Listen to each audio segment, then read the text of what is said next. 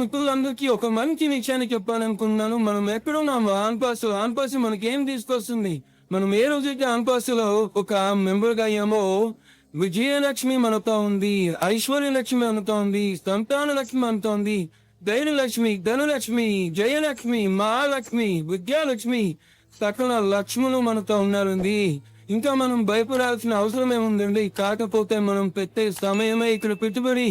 ఆ పెట్టుబడి వృద్ధింపవ్వాలి అంటే మనస్ఫూర్తిగా దేవతల్ని తలుచుకుంటూ ఆన్పాస్ సక్సెస్ ని కోరుకుంటూ మన విజయాన్ని మనం తలుచుకుంటూ మనం ఎలాంటి విజయంలో ఉన్నామో మనకి మాత్రమే ఉంది. 800 కోట్ల మంది భూమిపైన జనాభా ఉంటే కేవలం 14,27,000 ఫౌండర్షిప్ మాత్రమే ఇవ్వడం జరిగింది.